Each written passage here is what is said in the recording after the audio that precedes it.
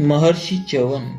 लोग प्रजापति भगवान ब्रह्मा जी ने वरुण के यज्ञ में एक पुत्र उत्पन्न किया जिसका नाम भृगु था।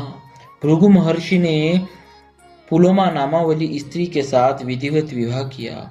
पुलोमा जब गर्भवती थी तब उन्हें एक प्रलोमा नाम वाला राक्षस शुकर का रूप बनाकर उठा ले गया। पुलोमा रोती जाती थी।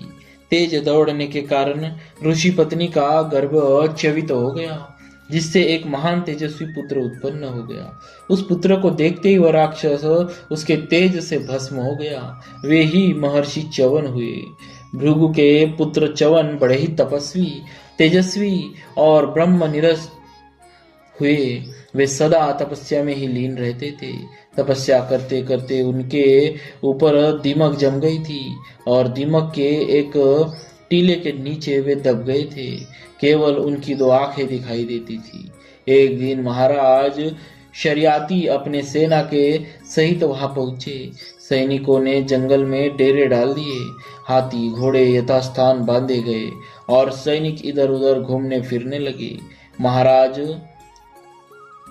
शरियाती की पुत्री सुकन्या अपनी सखियों सहित जंगल में घूमने लगी। घूमते घूमते उसे एक टीला देखा। वहां पर वह वैसे ही विनोद के लिए बैठ गई। उसे दो जुगनू की तरह चमकती हुई आंखें उस दीमक के टीले के नीचे दिखाई दी। बाल्यकाल की चंचलता के कारण उसने उन दोनों आंखों में कांटा चुभो दिया। उसमें से रक्त की धारा बह निकली। कन्या डर गई और भागकर अपने डेरे में आ गई। उसने यह बात किसी से नहीं कही। इधर राजा की सेना में एक अपूर्व ही दृश्य दिखाई देने लगा। राजा की समस्त सेना का मलमूत्र बंद हो गया। राजा, मंत्री, सेवक, सैनिक, घोड़े, हाथी, रानी, राजपुत्र सभी दुखी हो गए। राजा को बड़ी चिंता हुई। उन्होंने सबसे पूछा, यहाँ पर भगवान भार्गव मुनि च्यवन का आश्रम है। तुम लोगों ने उनका कोई अनिष्ट तो नहीं किया है? किसी ने उनके आश्रम पर जाकर अपवित्रता या अशिष्टता तो नहीं की है? सभी ने कहा, महाराज हम तो उधर गए भी नहीं। तब डरते डरते सुकन्या ने कहा, अज्ञानवश एक अपराध मुझसे हो गया है। दीमक के ढेर में दो जुगनू से चमक रहे थे, उनमें मैंने कांटा चुभो दिया जिससे उनमें से रक्त की धारा बह निकली। महाराज सब समझ गए। वे पुरोहित और मंत्री के साथ बड़ी दीनता से महर्षि च्यवन के आश्रम पर पहुंचे। उनकी विधिवत पूजा की और अज्ञान में अपनी कन्या के किए हुए अपराध की क्षमा चाहिए। महाराज ने हाथ जोड़कर कहा, भगवंत मेरी यह कन्या सरल है, सीधी है, इससे अनजाने में यह अपराध बन गया। अब मुझे जो भी आज्ञा हो मैं उसे सहर्ष पालन करूं। च्यवन मुनि बोले, राजन यह अपराध अज्ञान में ही हुआ सही, किंतु मैं रुद्ध हूँ, आंखें भी मेरी फूट गई, अतः तुम इस कन्या को ही मेरी सेवा के लिए छोड़ जाओ। महाराज ने इसे सहर्ष स्वीकार किया। सुकन्या ने भी बड़ी प्रसन्नता से इसको स्वीकार किया। सुकन्या का विवाह विधिवत च्यवन मुनि के साथ कर दिया गया। सुकन्या अपनी पति की सेवा में रह गई। राजा उसे समझाकर अपनी राजधानी को चले गए। च्यवन मुनि का स्वभाव कुछ कड़ा था, किंतु साध्वी सुकन्या दिन रात सेवा करके उन्हें सदा संतुष्ट रखती थी। एक बार देवताओं के वैद्य अश्विनी कुमार भगवान च्यवन के आश्रम पर आए। च्यवन मुनि ने उनका विधिवत सत्कार किया। ऋषि के आतिथ्य को स्वीकार करके अश्विनी कुमारों ने कहा, ब्राह्मण हम आपका क्या उपकार करें? च्यवन मुनि ने कहा, देवताओं तुम सब कुछ कर सकते हो।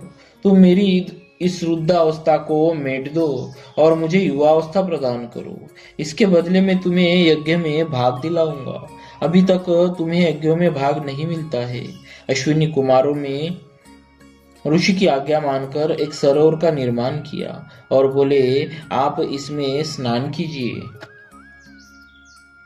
ऋषि उसमें से स्नान करके जो ही निकले, तब सुकन्या ने क्या देखा कि बिल्कुल एक ही आकार प्रकार के 3 देवतुल्य युवा पुरुष उनमें से निकले असल में अश्विनी कुमारों ने सुकन्या के पातिव्रत्य की परीक्षा लेने के लिए ही अपने भी वैसे ही रूप बना लिए थे। तब सुकन्या ने अश्विनी कुमारों की बहुत प्रार्थना की कि मेरे पति को अलग कर दीजिए। सुकन्या की स्तुति से प्रसन्न होकर अश्विनी कुमार अंतर्धान हो गए और सुकन्या अपने परम सुंदर रूपवान पति के साथ सुखपूर्वक रहने लगी। च्यवन ऋषि की वृद्धावस्था जाती रही, उन्हें आंखें फिर से मिल गई। उनका तपस्या से क्षीण जर्जर शरीर एकदम बदल गया। वे परम सुंदर रूपवान युवा बन गए।